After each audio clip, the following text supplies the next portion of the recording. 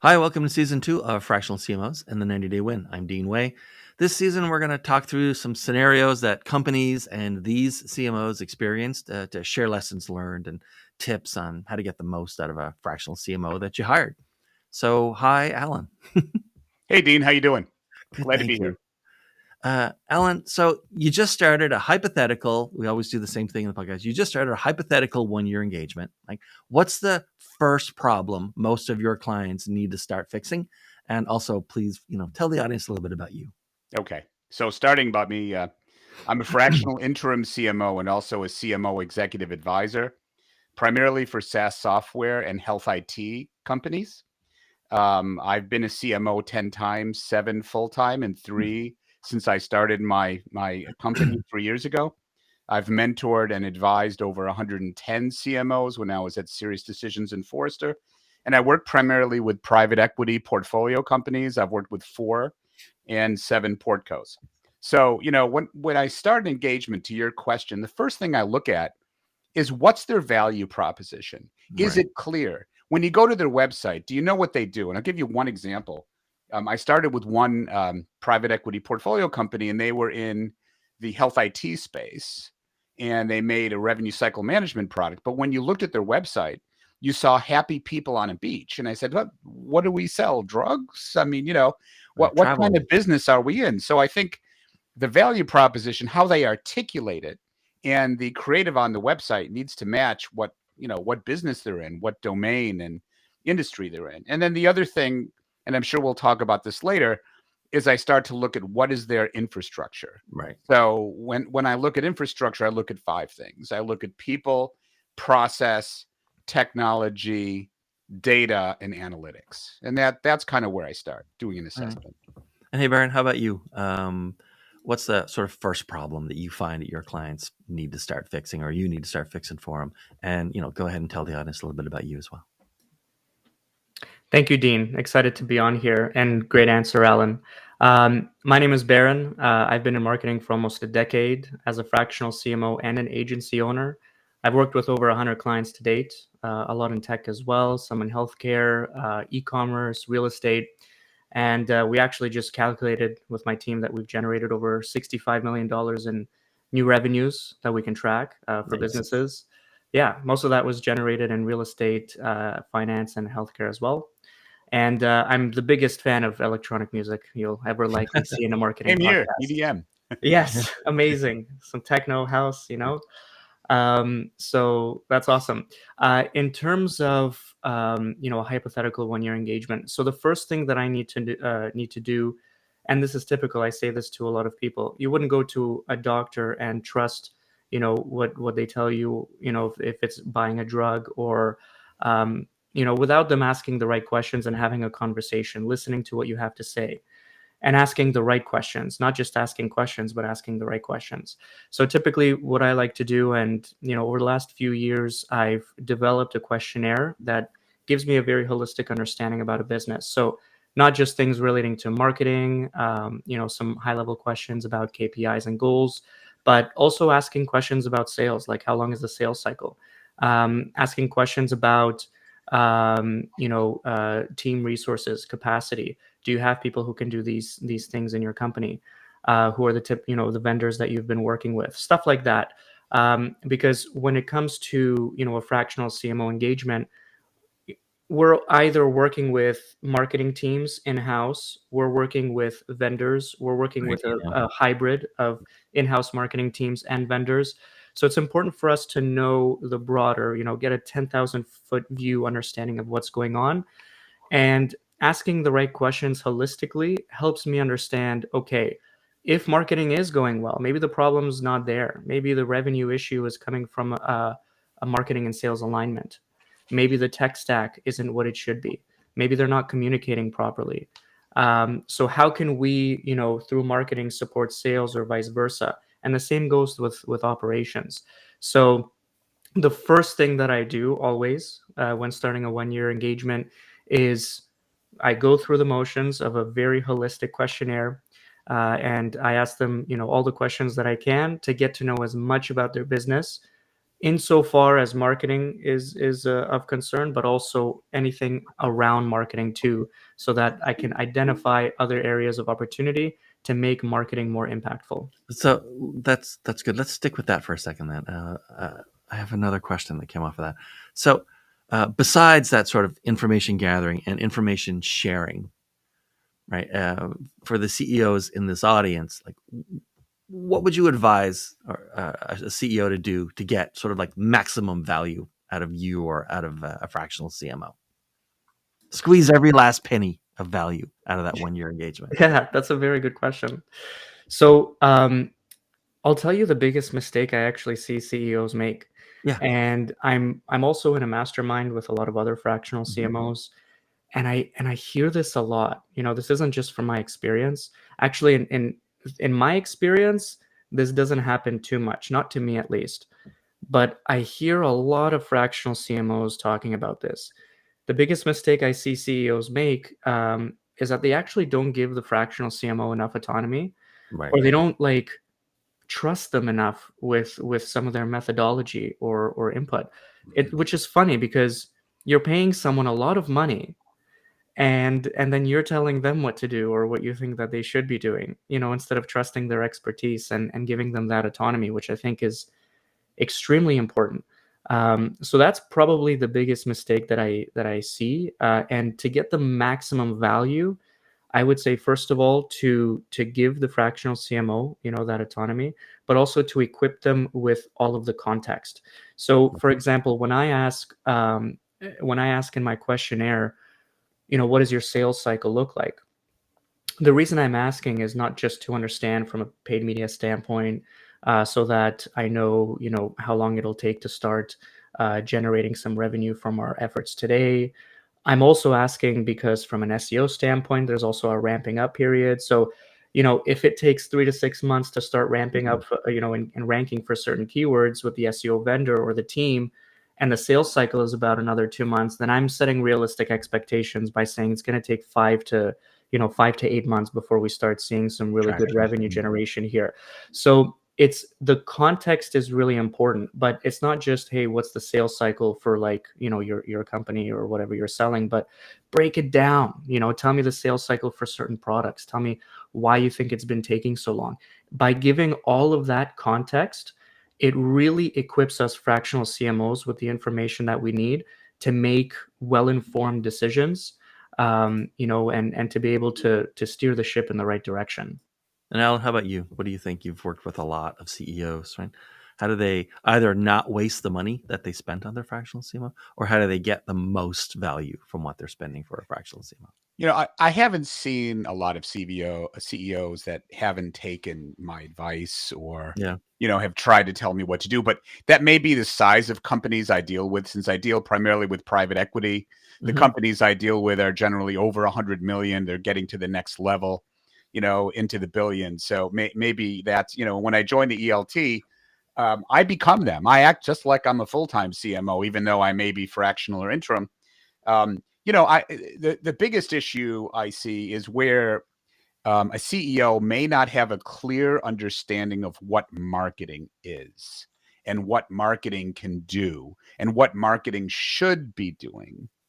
And also, I haven't seen this, but I've heard a lot of fractional CMOs complain about this, and that is, wanting fractional CMOs to do a lot of tactical stuff. Right. When I haven't experienced it, but I'm dealing with larger companies. But I look at this as I offer three things. I offer leadership, strategy, and my network. And I get involved working on the ELT, not just in marketing, but cross-functionally. I've been in different functions as well. In addition to marketing, I've been a P&L general manager. I've been in sales. I started in finance, but I work very well across the C-suite. And so I, at the very beginning, usually bond with the CFO and the CEO to get a clear understanding of what marketing is today. And people can be prejudiced based on their experience. So I think it's important, in order to set the right expectations, to start with that, if that makes sense. Yeah. All right. So then let's branch out a little from that, because we've talked about like other CMOs. You both talked about groups you're in and stuff. So you need to pass along. You get to pass along one lesson to like another fractional CMO, right? Who's going to be walking in to a new engagement, walking into a company where there are already people working in marketing. Like, Alan, sort of, what's your one lesson to the fractional CMO that's going to be walking into that environment? Don't come in as an implementer. Come in as a strategic partner on the C-suite, Right. and take your time to get to know the folks. Don't try to make too many changes too quickly. Similar to what Baron was talking about, ask questions, get to know the people, get to know the environment, not just marketing, but, sales. Yeah. Yes. The ASP and the sales process, get to understand what they think they've been successful with and where you think the gaps are in the infrastructure, Oh, and think long term.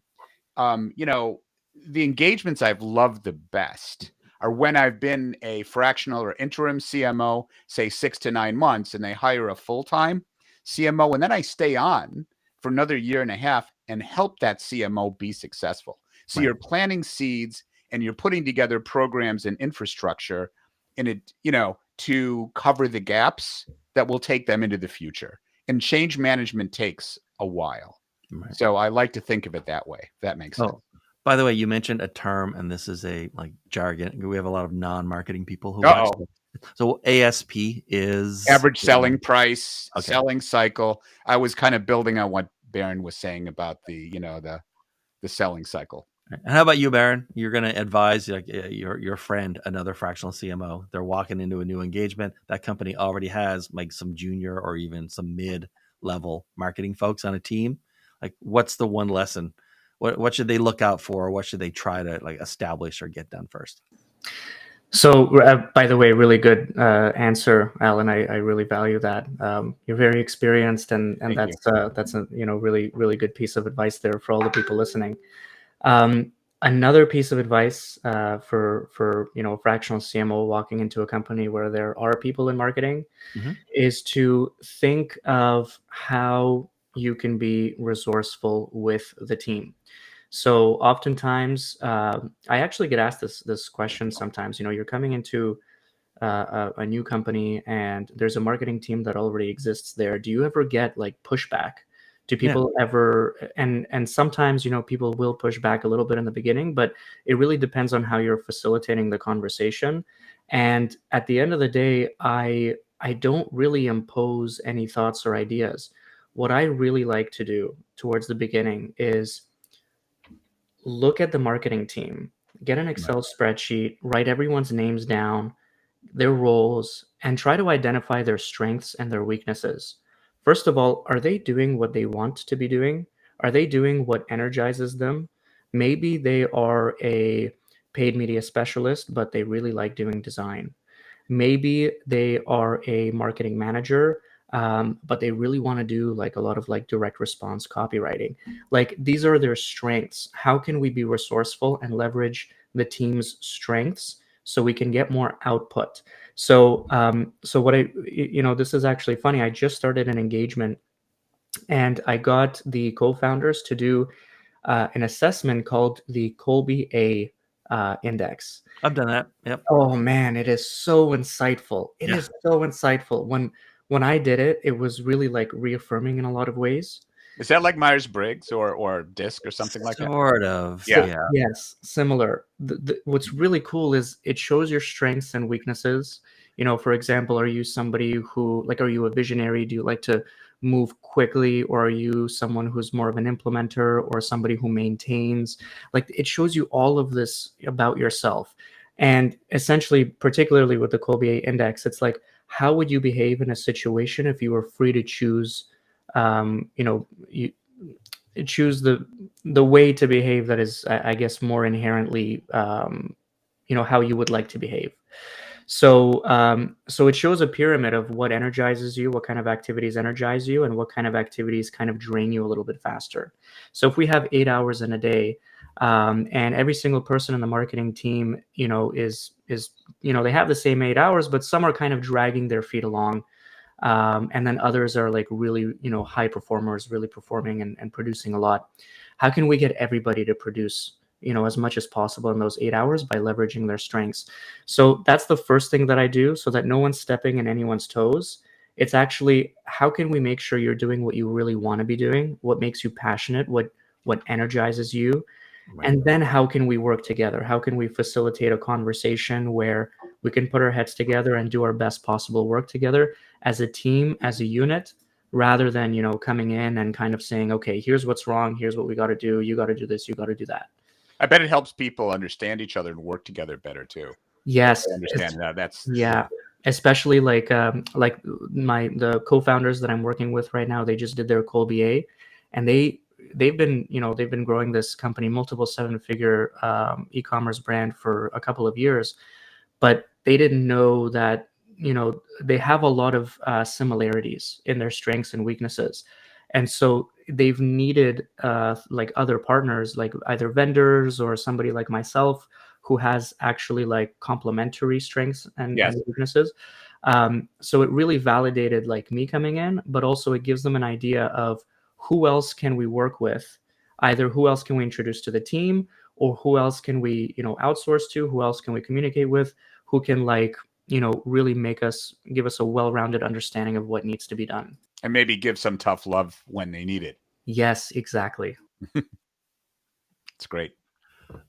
So let's invert that for a little bit. And Ellen, let's go to you. Okay, so you're not the fractional CMO in this scenario. You're one of the full-time employees in the marketing team, junior or mid, okay? What changes can you expect to see in your job if your company has decided to hire? Probably you've never even heard the term fractional CMO before. Like, what would I realistically expect if I'm already working there? I've been there for years, right? And now a fractional CMO has been brought in. I think you can expect to be asked Freak a lot out. of I should questions. freak out. You think I should freak out? Maybe, but Yes. that's why it's important that the fractional or interim CMO develops relationships early on and doesn't come on like a ton of bricks. Right. And listens to people and secures their ideas, their successes, and as Baron's saying, do your spreadsheet, understand strengths and gaps each person has, and if they think they're in the right place. But so it's important how you onboard. But I think what a person can expect, they'll be asked a lot of questions, Right. and they won't know if that person's going to become permanent or not. Probably And they'll not. probably be wondering if that person will. So what I would advise people is just develop the relationship, just go along with it as if the person is full-time, and don't view that person as a threat. View the person as someone who can help you and help bring you along and get you the resources you need and listen to you and understand what some of the issues are. Because that person, if they onboard right, they should be, to Baron's point, they should be asking insightful questions and understand what the real situation is. And Baron, if I'm working on a marketing team and I'm junior or mid, I'm in charge of paid ads, or I'm in charge of, email or website or whatever, right? I'm the full-time junior or mid employee, and I hear that a fractional CMO has been hired. Should I assume that like a leader has been hired or a manager has been hired?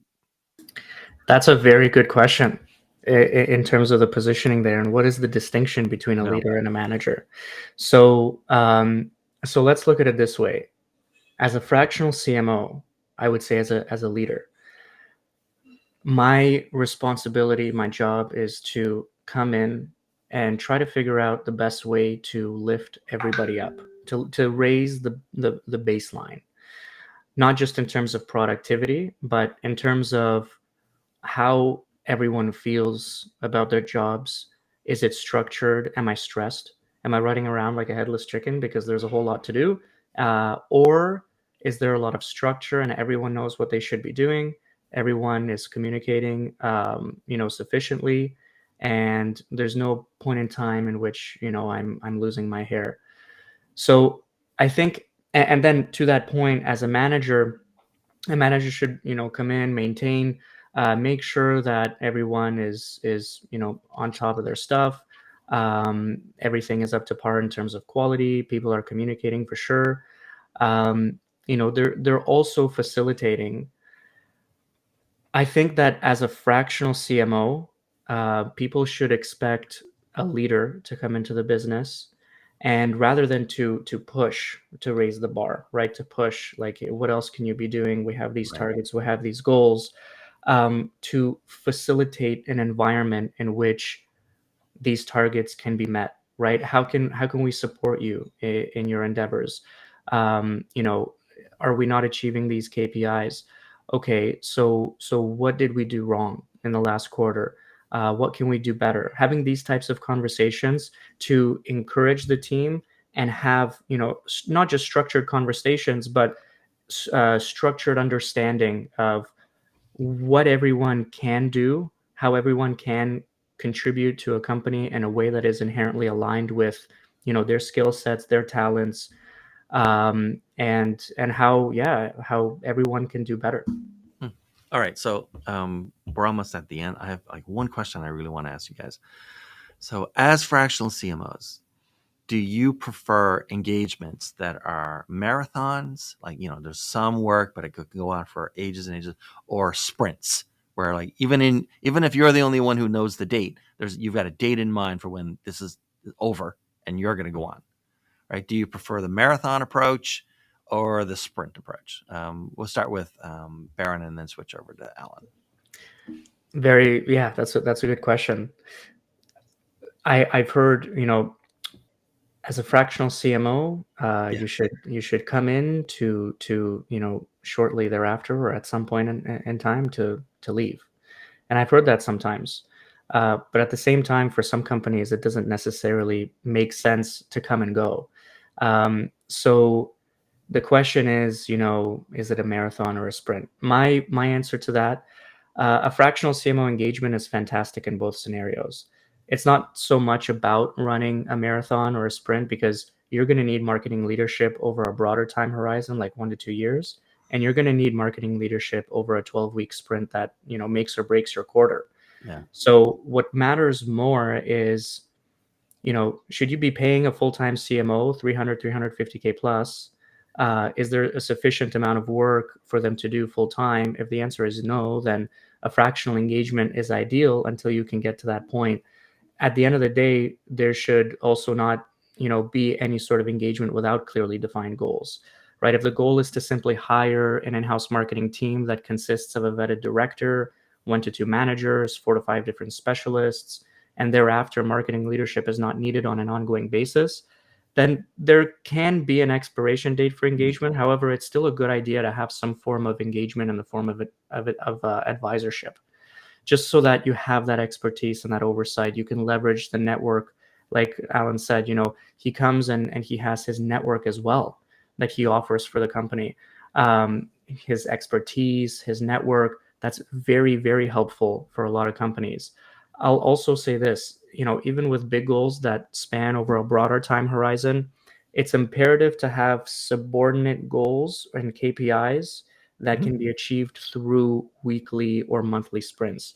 So for example, if you want to, generate this much revenue in a quarter, what's it going to take? Well, you're going to have to increase the conversion rate on your website. You're going to have to turn the dial here and increase click-through rates on your ads, generating traffic to your website.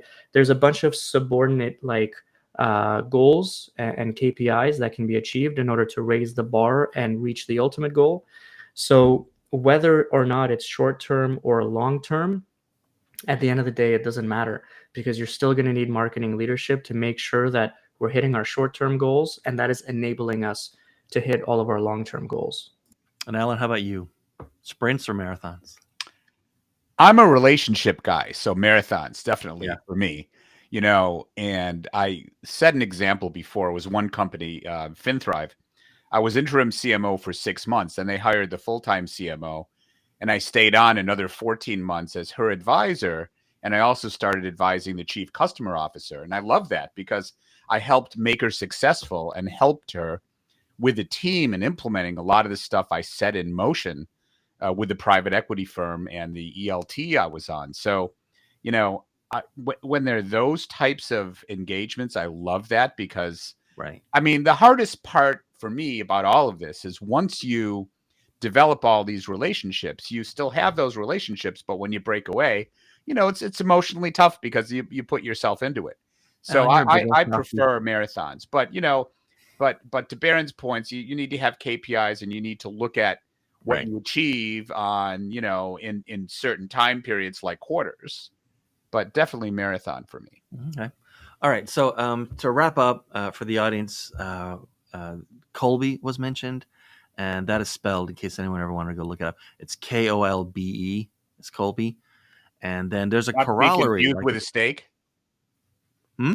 Not to be confused with a steak. There's no L in the steak, but yeah, exactly right. Kolbe. And then there's another one that is a really nice companion to Colby if you've never done it, called Basadur, and it's Basadur. Never heard of And it. I find those two like tie in really nicely together. Okay, so guys, thanks so much. Let's wrap it up. Alan, who should contact you, and how should they contact you? I have two audiences. One is private equity investors to help their portfolio companies. And I also love mentoring CMOs, heads of marketing, as I did at Serious Decisions in Forrester over my 6 years there. So the way to contact me, the simplest email is ag@demandrevenue.com. My website, just how it sounds, demandrevenue.com. Okay, and And thank you. Baron, Great being who here. should contact you, and how should they contact you? First of all, Alan, I'm going to be reaching out to you because you seem like exactly the kind of mentor I'd love. So who should be contacting me? Companies that are generating, they hit 7 to multiple 7 figures. They're kind of a little bit more startup growth, scale up. And they are growing quickly. They want marketing leadership. They want an in-house team, or they have some vendors that they need to work with. That kind of like a fast-paced environment, that's where I can really shine.